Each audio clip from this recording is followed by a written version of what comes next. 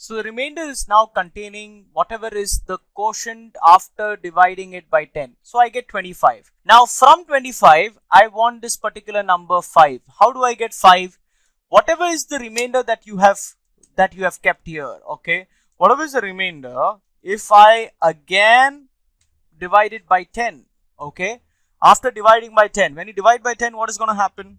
25 divided by 10 is going to be 2, but the remainder is going to be 5. So this is the remainder after dividing by 10. So I'll get 5. So if I say something like this, can I say hash? If I say now remainder is 25, now 25, if I divide it by 10 and get a modulus or get a remainder, I'm going to get remainder as 5, which means that is my second digit. So can I say this is my middle digit? So I have my LSD, that is the lowest significant digit. Then I have the MD, that is the middle digit.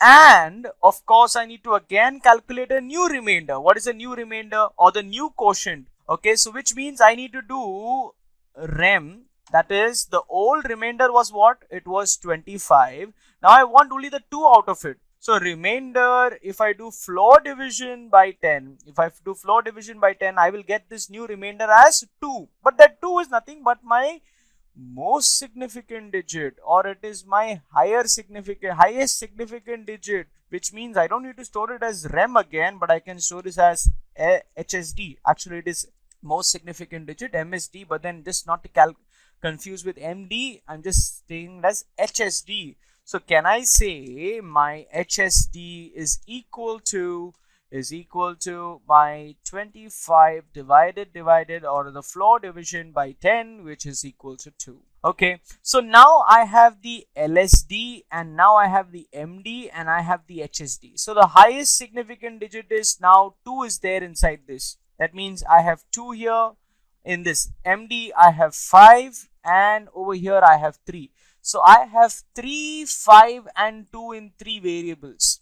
Now all I need to do is reverse it out, which means I need to return. What do I need to return? I need to return if the number was 253, I need to return for him 352. How do I do that? Can I do something like this? The LSD will now become the MSD. The LSD will now become the new most significant digit or the highest significant digit, but this I have to multiply it by 100. So LSD is what? 3 multiplied by 100 is 300, but I need to add along with it the MD multiplied by 10. That means 5 multiplied by 10, that is 50, 350, and I also need to add the new LSD or the HSD of the number that was given to the function. So I return this. Now let me just check if I have got the reverse of the number. I just need to print it. How do I print it? Let's say print the reverse of the number. The reverse of the number is comma rev num. That's it, rev of num, where rev is the function that you're going to call and num is the parameter or the 3-digit number from the user which you have received that you are passing into this particular function. It is calling this particular function and passing this parameter, that is 253. From that 253, you are then analyzing it, dividing, modulus and so on, and finally you're returning the reverse of the number which you are just printing onto the screen. Let's see if this works. Okay, so if this works, so let's say I'm going to just say F5. So it says source must be saved.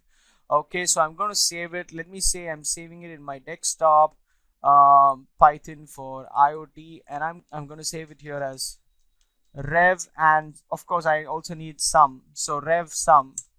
Okay, so sum is something later which I will just get. So when I say 253, I'm getting the reverse of the number is 352. Can I get it for any particular number? Yes, it tells me 250. Enter a 3-digit number. So I'm going to enter something like 846. 846, it says it is 648. Reverse of the number is 648. With this, we have understood how to use the arithmetic operators very well. Now, is it very simple to say that I can also, if I can get the individual digits in 3 different variables, I can also return the sum. Sum also can be easily returned. How can I easily return the sum? By adding those three digits one after the other, I can return the sum. Is that clear? Okay, so if I can do that, how do I do that? Maybe you will say, okay, I need to define another function. But sir, I want to use the same function. To return for me the reverse also, and I want to return the sum also. How do I return the reverse also, and how do I return the sum also? And return two things. Okay, so let's say I'm going to define something called as the rev and sum. I'm going to say rev sum. Okay, so rev sum, and this function is now going to return for me what? It's going to return the reverse as well as it's going to return the sum. SUMM, I have called it just like that. Okay, so how do I do that? Sir, how do I return two things? Of course, you know it very well. I need to return the reverse. I can return it like this, but the sum is nothing but I need to just add these three values. That means LSD plus MD plus HSD. That's it. So can I say my sum is nothing but equal to my HSD plus MD plus LSD. Okay, I just need to return this much. Okay, so how do I return this, sir? Is it possible for me to return two values? Is it possible for me?